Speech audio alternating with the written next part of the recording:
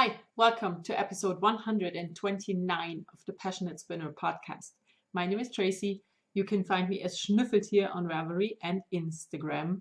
There is a Ravelry group up on Ravelry. What? There's a Ravelry group for the podcast. Please come over and join. Thank you so much for being here.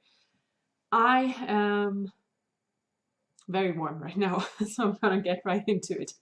What I'm wearing is also the one thing I have for knitting in the past, and it is the Cumulus blouse. The pattern is by PassioKnit. I have knit this out of a lace weight cashmere yarn and a mohair silk with little sequins in it. And I do not have any of the yarn left to show because I gave it away to a friend, but I have the finished blouse, or it's a sweater. I don't know why it's called a blouse, but it's done. It's super warm. I'm gonna stand up and show you. So this is what it looks like. It's almost at my hip bone. The hip bone's here, that's maybe half an inch above the hip. It's nice and sparkly, as you can see. The sleeves are the perfect length. It's very, very nice. I have to say, I'm really happy with how it turned out. The back is just, normal, scoop neck. And I knit the sweater on a US 7. That's a 4.5 millimeter needle. And I'm going to have to take it off now because this is so warm. It's not going to be suitable to be worn in summer because I did not know that mohair and cashmere were so warm. So I'm going to take it off. I put it on to show you, but yeah, this will not get worn before fall or even winter. But I'm able to show you the nice yarns. They are both gray. They were almost the exact same color. And I love the little sequins. It's really, really nice. So yeah, pattern is by PassioKnit. I knit size large. I think. Maybe I knit medium. I'm not sure. So that was that. Oh, and also the whole sweater, I think, weighs under 200 grams, which is insane. Now for knitting in the present, I have two active things on the needles. Also, I'm in a bit of a hurry because I need to be done in under half an hour. So it was either this or no podcast at all. So two works in progress. The first one I talked about last time in Want to Start was in Knitting in the Future. It's in one of my Knitting's My Bags bag.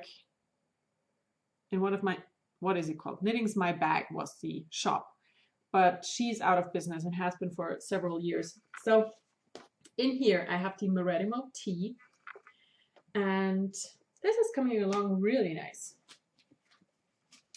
I started this shortly after my last podcast. The pattern is by Caitlin Hunter. It looks like this. It's one of her patterns in her Knitily series, which are 3 top patterns that she designed and named after 3 places in Italy. So that's the first one I started, and it's full of cat hair because yesterday evening I had to knit with a cat on my lap and they shit. So I am using yarn from Stash, and it looks like this so far. The pattern is written for 3 colors. I'm only using 2 because this is light fingering weight yarn, and I thought about, adding a creamy white as color number 3, but I didn't because that's what I had and I didn't want to buy anything. So here I am, knitting this larger than I would actually need. Let me check. I think I'm knitting a size large, which is for a finished bust circumference of 49.5 inches, and I'm a 38-inch bust. So this is going to be nice and loose, and also my yarn is a bit thinner than what is called for because this is light fingering weight. And so I thought I'd rather cast on one size too large to make it nice and flowy. So the yarn I'm using, the dusky blue, it is not gray. This is a dusky blue. And this is Saidana from Junghanswolle, which is a German online yarn shop manufacturer. I don't know if they even have a shop, but I would say it may be is comparable to webs or knit picks, maybe. So this is Saidana. It's 50% polyacryl, 30% merino wool, and 20% silk. So it's a summer yarn. It's very thin as well. It has 285 meters for 50 grams, so it's a light fingering weight. And the red yarn is Holst, and it's their Coast base, which is a 55 lamb's wool and 45% cotton.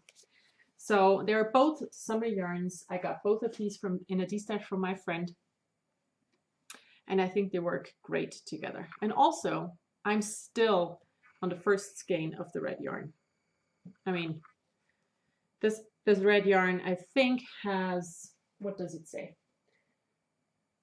700 meters for 100 grams. So this is actually lace weight, but it knits up as a light fingering. And I love it. This is going to be so nice and so wonderful to wear. It feels amazing. These yarns go together so well. So that's what you didn't see so far. And now I have cat hair in my nose. Ugh. The other thing I have worked on a tiny bit is the Window to My Soul by Joji Locatelli. The pattern looks like this. That's what I'm knitting. It's a short-sleeved summer cardigan with a bit of a peplum at the bottom, and I knit just a few rows of the stockinette bit because I just wanted to work on the Meredimo, to be honest. So this is coming along as well. It's going to take a bit to finish because it's just, you know, it's stockinette knit flat. That's probably the problem. I do not mind purling, but sometimes it does hurt my hands, so I have to go slow. And the yarn that I'm using for that is hand-dyed yarn from my friend Barbara at Almrauschwolle. So these are my two active works in progress, and both of these I want to have finished soonish because they are for summer. You know, they're summer knits, so I want to be able to wear them. Now, knitting in the future. I have one thing that I really want to start, and it is this. This is a vintage pattern that is available for free on a blog called, what was it called? The Vintage Pattern Collective, maybe? Oh, there's a million patterns on there. And this was originally from the 1940s, and it was published in a magazine called Stitchcraft. And I'm not sure if that's an American one or an English one or an Australian one. I do not know. But the pattern is online for free because copyright for these things have expired. And I just really like the look of this. I love a boat neck. And I'm going to use a light mustard yellow colored sock yarn because I looked at the numbers and the numbers they want you to cast on. If I, you know, combine front and back and look at the fingering weight sweaters that I have knit in the round so far, it's the exact same number, or, you know, close to the exact number that I have used so far. So I think I'm going to be fine with this and just knit it in the round until the armholes and then separate it and, yeah, make that work somehow. So that's what I really want to start. It's originally written to fit a bust 34 to 36 inch, and I'm a 38 inch, so, but like I said, the numbers match, so I think I'm gonna be fine. Oh, okay, I just threw it on the floor. There is no spinning and there is no new stuff, which is good because next week I'm going to fly to Dublin to attend the Wool and Yarn Festival, so I did not buy anything. Reading, listening, watching. I hope you cannot hear the church bells because they're going like crazy right now. I live very close to the church, and whenever we have friends visit who are not from Germany or from big city, they just cannot believe how often the church bells go because they go every quarter hour, you know, like normally. normal church bells do in southern Germany, to tell you the time. So why they are going berserk right now, I don't know. Okay, back to the actual talk. Reading, listening, watching. I have read one book in about 15 minutes. It's called Rumpled Buttercup. It's by Matthew Gray Gubler. And this is the sweetest book. It says, Rumpled Buttercup, a story of bananas, belonging, and being yourself. And that's exactly what it's about. On the back, it says, Rumpled Buttercup has 5 crooked teeth, 3 strands of hair, green skin, and his left foot is slightly bigger than his right. He is weird. Join him and Candy Corn Carl, his imaginary friend made of trash, as they learn the joy of individuality as well as the magic of belonging. And I like Matthew Gray Gubler, and I like his sense of his style of art. So it's basically a story about Rumpled Buttercup, which is him. And he lives in his town in the sewer, and he never wants to show himself because he doesn't fit in. And there's a parade every year where he just goes out and watches. And because he thinks he's not, you know, different then. And one year he doesn't go because something made his little bit of self-esteem go even smaller. And there's a kid that looks into the sewer entrance and says, why aren't you upstairs? Why aren't you here? We miss you. And then he realizes that people do see him actually, and that he is not invisible to everybody, and that being different is not the worst thing in the world. And it's just a really sweet book, I think. It's really cute. And I'm going to show you one page just so you can see the illustrations on it. It is so, so cute. So if you have a child, it's actually a children's book, but I think this is just a very good reminder of that being yourself is not the worst thing that can happen to you. I really like this. I'm glad I bought it. It was just recently released, I think like 3 weeks ago. Something just hurts right now. Don't worry, everything's fine. Happens a lot. A lot of breasts hurt. So, okay, the other thing I'm reading is Life Will Be the Death of Me by Chelsea Handler. And I can only read this in small chunks because, like I said, the subject matter is not the happiest. And it's about grief and about losing people and how to deal with that. And I'm, 2/3 through now. I've talked about this before. I'm not going to say much more. Now, I have not listened to an audiobook because I didn't want to. I was listening to a lot of music again, which I love. I love music. Music's always been a thing that's important to me. So I've been doing that. Watching. My husband and I continued on with our MCU watching. And we watched 3 movies since last we spoke. And the first one of these, because we are going in chronological order. Not order of release, but the actual chronological order of events. So, we started our 3 movie-a-thon this week with Black Panther. We both haven't seen any of these before. So, we watched Black Panther and I really liked it. I can see why it made all of us inmate. It was amazing. Then yesterday we watched Doctor Strange, which was a bit strange to be honest. I enjoyed it. It was very different. Very, very different. I would say, if I had to describe it, I would say it's a bit, what did I say yesterday to my husband? It's like a mixture of Inception and the superhero movies in general. It's really interesting, really different, but really good. I really liked it. And then, probably my favorite out of the 3, Ant-Man and the Wasp, which is so funny. The first Ant-Man movie was amazing. Already it was really funny, but this one's even better. So yeah, wonderful, wonderful movie. I love superheroes. I mean, I just do. Oh, and I wanted to show you my t-shirt. It says Middle Earth's annual Mordor fun run. And at the bottom it says, one does not simply walk, because that is a quote from the movie. And I got this from my husband for my birthday, and I love it. So, okay. I know I'm rushing. I'm sorry, but I really have to get this done now because I have a lot of stuff to do later, and I have an appointment, so I should not be late for that. Sewing.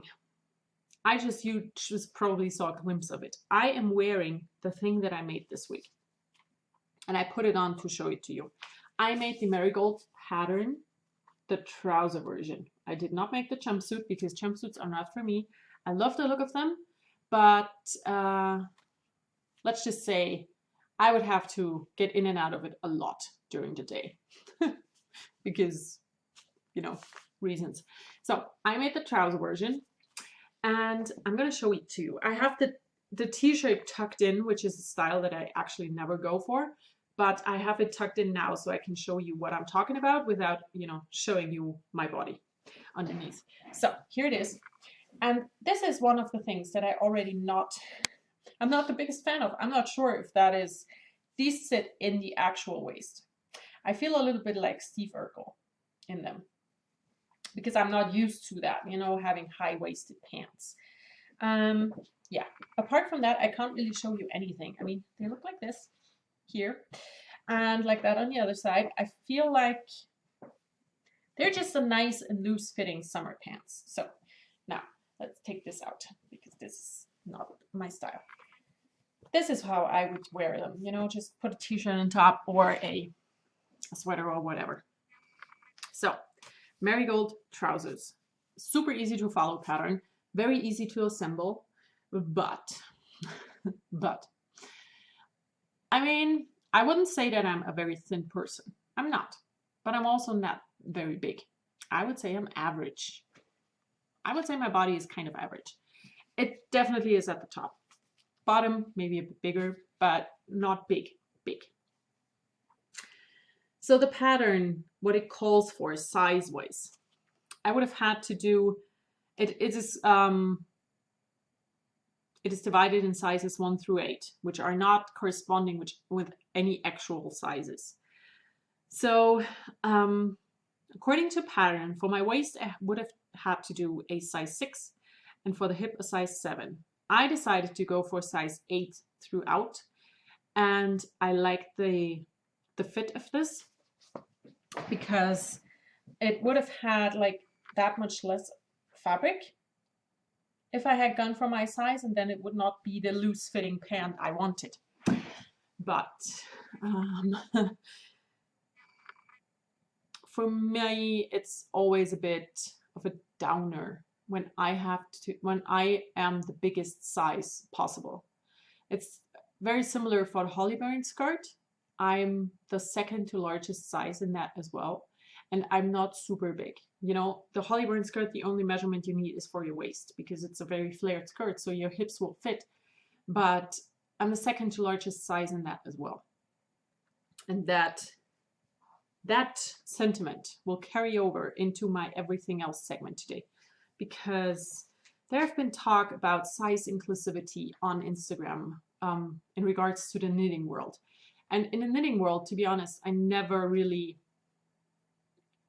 saw the problem, because I'm a size 38-inch bust. My size is always represented, always. And when you are not afflicted by something, is that the right word? I'm not sure. If you're not afflicted, I'm just going to go with that word. You sometimes just don't see the problem that is at hand. And for sewing, it's the complete opposite for me, because when I just take a Buddha pattern magazine in Germany, I can never make skirts or pants that are not in the plus size section, because they don't fit me. And that is frustrating. And I do understand every knitter who says, you know, it's so frustrating that you just can't find the pattern for your size without having to do all the math and all the grading yourself. But I also understand the designers that say, you know, I really want to offer that, but I don't know yet how, because I just have to educate myself first, because just for some things, it's not the right thing to just make it larger. For sewing patterns, there is, when you grade things and when you make things bigger, you sometimes change the making of the thing. You know, the actual pattern piece looks different for a bigger size than it does for a smaller size, because it needs to make more room. So I think that it's not just simply, you know, adding 5 stitches. I think that some shaping might have to happen. I don't know. I need to shape things for myself, you know. I'm not saying that it's so much more work for a designer. It's an important thing that needs to happen. I totally agree on that. But I also think that it's not just done by making it a bit bigger. You know, I think that sometimes making things bigger also means altering the making of it. I'm not sure if that makes sense to anybody, but if I make things for me, I always have to alternate sizes, because my bust size is so much smaller than my hip size.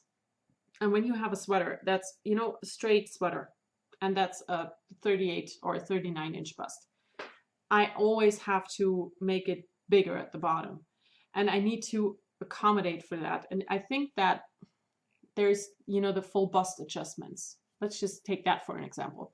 I will not need that because I barely have anything up here. But if you have really big breasts, you don't need to, but it's wise to make a big bust adjustment and make it knit in some darts, or, you know, short row shaping to make a bit more room. And I think that might be a thing for designers, why they say, you know, I need to learn more before I can offer that, because I think that not everything will just work by making it a bit bigger. And I don't want to come across as an asshole, you know, but I fully support the need for bigger sizes in sewing and knitting patterns, but primarily knitting patterns. I get that there is a problem. I get that needs to be happening. But I also get that a designer who has been doing smaller sizes says, you know what, I'm not educated enough. I need a bit time to make this work, and to make it work in a way that's actually satisfying for the customer in the end, because everybody wants a garment that fits, you know? Yeah, I hope that didn't sound weird. I definitely think that everybody should be able to knit everything they want to knit. And it's nobody else's business to say that you can't knit something, because that has been a problem as well. You know, there's designers who are now being very size inclusive that have not always been, and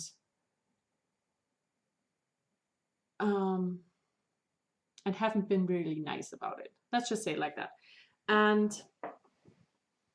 I fully support the need for bigger sizes. It's just, I'm not sure what I can do, because I'm not a designer, you know, I'm just a knitter, and I can talk about it, and I can shine a light on the problem that, you know, a lot of the sizes just stop at a 45-inch bust, which is not a whole lot, because, you know, I'm 38, so that's not a lot of wiggle room there. And I'm very happy that this is going on right now, that people are saying, you know what, hello, we need sizes that fit all of knitters, because I get the problem with sewing patterns. You know, I cannot really relate to the knitting pattern sizing problems because I'm not affected by it. But for sewing patterns, I totally am, Because like I said, Tilly in the Buttons pants, I made the largest size for me. And I mean, maybe that is also a reason why I always struggle with my body so much, because I can never make pants or skirts from a normal size German sewing magazine, because I'm too big. And I don't think that I don't think I'm really big, you know. I'm bigger than I used to be, but I'm not a big. You know what I mean? I mean, yeah, I think I sounded like a total asshole for the last 5 minutes. I'm sorry if this is coming across as anything else that what I actually mean. I'm really sorry. I didn't mean to be a douche about anything. I just wanted to say that I do understand that designers say I need a bit time to work this out before I put something out that will be not satisfying in the end. So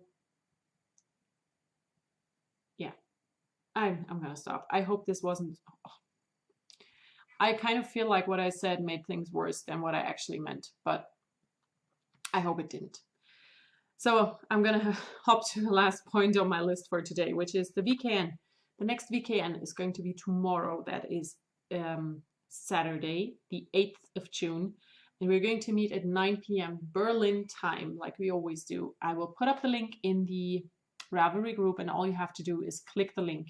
And if what I just said about size inclusivity did not make sense or came across as me being a thin privileged bitch, please let me know, because that's not at all what I wanted to say. But I just feel like I'm a bit discombobulated today, and I'm just not sure how to say what I want to say. So please let me know if it sounded awful, and I'm gonna talk about it again next week, and you know, maybe write down what I actually mean, so to make it clearer. Okay, now I have to go. I hope you all have a wonderful time. I will talk to you again hopefully next week. Oh no, wait, I will definitely not talk to you again next week, because next week I'm going to be gone. I'm going to be at Woolen in Dublin. So if you are going to Woolen and you see me, please come over, say hi. And yeah, I will come back to you after Woolen with my recap and then my normal podcast. So I hope you all have a wonderful time. I see you in 2 weeks. Until then, enjoy everything you do. Bye.